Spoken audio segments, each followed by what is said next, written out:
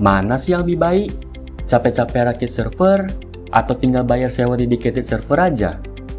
Stop nebak-nebak. Simak diskusi kami berikut ini untuk tahu gimana hasilnya.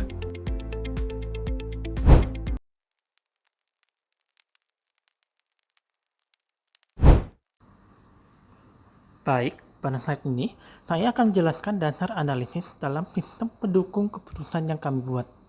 Sistem ini menggunakan pendekatan data-driven DSS, di mana data yang dikumpulkan dalam manajemen data atau DMS berupa biaya rakit server dan biaya sewa dedicated server. Kemudian dianalisis menggunakan model TCO dan break-even point. Berdasarkan perhitungan TCO selama 3 tahun, rakit server membutuhkan biaya sekitar 12,6 juta rupiah, sedangkan dedicated server membutuhkan sekitar 180 juta rupiah. Selain itu, dari perhitungan break-even point, didapatkan bahwa dalam waktu sekitar 2 bulan, rakit server sudah lebih hemat dibandingkan dedicated server. Selanjutnya, kita akan melihat bagaimana masing-masing pilihan diperdebatkan berdasarkan kebutuhan.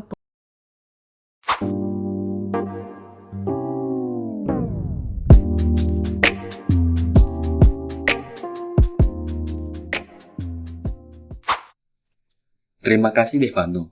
Jika melihat data yang telah dipaparkan, saya berpendapat bahwa rakit server merupakan pilihan yang paling rasional, terutama untuk penggunaan pribadi. Dengan mengeluarkan biaya sekitar 12 juta rupiah untuk mendapatkan server selama 3 tahun, kita sudah bisa mendapatkan spesifikasi server yang cukup tinggi, seperti memori dan penyimpanan yang besar. Jika dibandingkan dengan dedicated server yang harganya dapat mencapai 180 juta rupiah, maka selisihnya akan sangat signifikan. Selain itu, untuk kebutuhan pribadi seperti coding, automation, ataupun data processing, performa dari server rakitan sudah lebih dari cukup. Dan yang paling penting lagi, dari hasil break-even point tadi, hanya dalam waktu sekitar 2 bulan saja, rakit server sudah menjadi pilihan yang lebih hemat.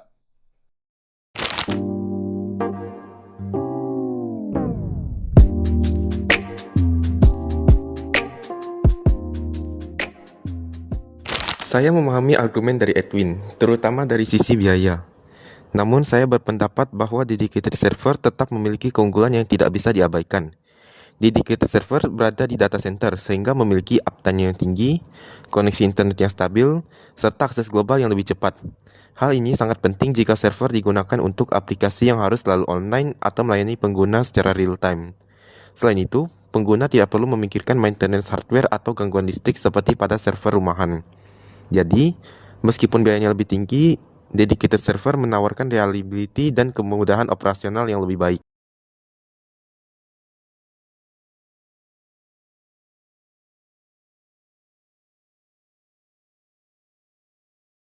Berdasarkan kedua pendapat dari saudara Edwin dan Geraldo, dapat disimpulkan bahwa masing-masing pilihan memiliki keunggulan yang berbeda-beda. Dari sisi analisis SPK, yang pertama yaitu rakit server itu lebih unggul dari sisi biaya dan efisiensi jangka panjang. Sedangkan dedicated server unggul dari sisi stabilitas, uptime, dan kemudahan akses. Namun, jika kita kembali pada konteks kebutuhan personal seperti yang ada pada studi kasus ini, maka rakit server menjadi pilihan yang optimal. Sedangkan dedicated server lebih cocok digunakan untuk kebutuhan yang bersifat profesional atau production level.